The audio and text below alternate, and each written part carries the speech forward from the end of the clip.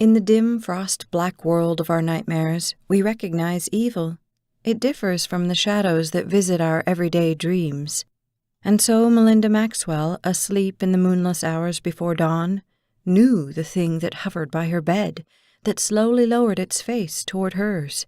It had slipped the boundaries of her subconscious and taken shape. She grunted and flung out a hand.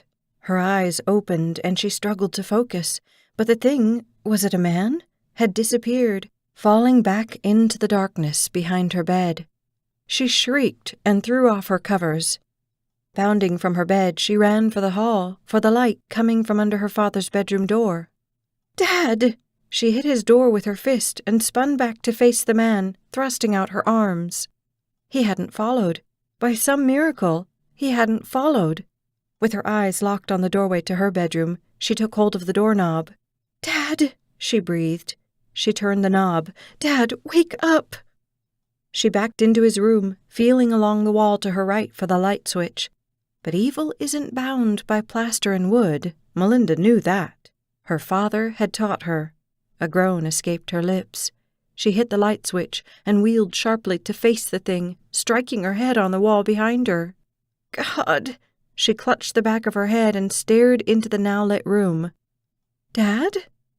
Her father's bed looked exactly as it had at 11 o'clock, when she had decided she had waited long enough for him to return and was going to get some sleep.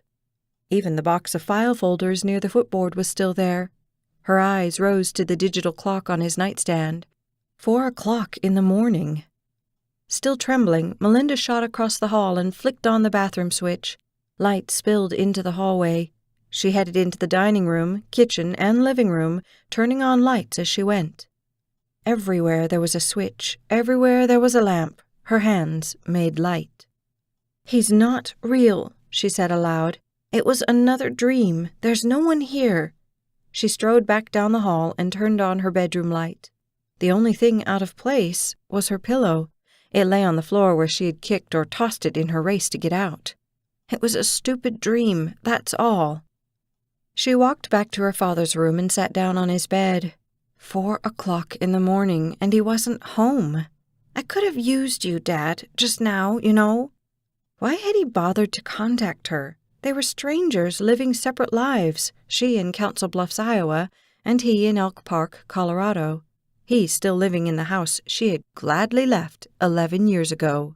Then, suddenly, he sent the invitation. "My dear daughter, we need to talk. It's a matter of urgency." He had summoned her like an attorney requesting a meeting with a client. In 4 days, he'd hardly said a word.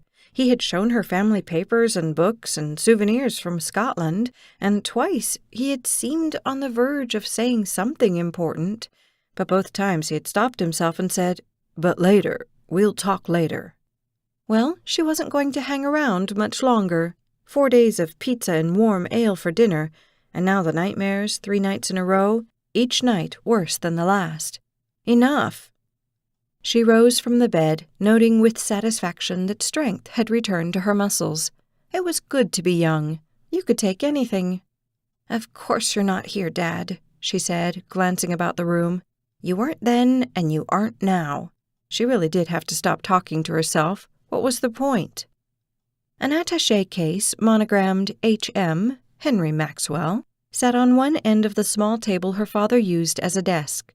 She had tried to open it last night, after her father had left for the club, as he called it, but the locks on either side of the handle wouldn't budge. In the mood she was in, that made the attaché a good place to start. Time to open the thing. Melinda headed into the kitchen, fished 2 kebab skewers from a drawer, returned to her father's bedroom, and set about picking the attaché's locks. If she scratched the lock faces, it would give her away. Her father would know what she'd been up to. "I don't care, Dad. If you won't talk, this is what you get." A minute later, having twisted and turned the skewers in every conceivable way, Melinda took them back to the kitchen and exchanged them for a broad, sharp knife. What did he keep in that case, she wondered? Another laptop? The attaché itself was a throwback, some old hard-shell thing.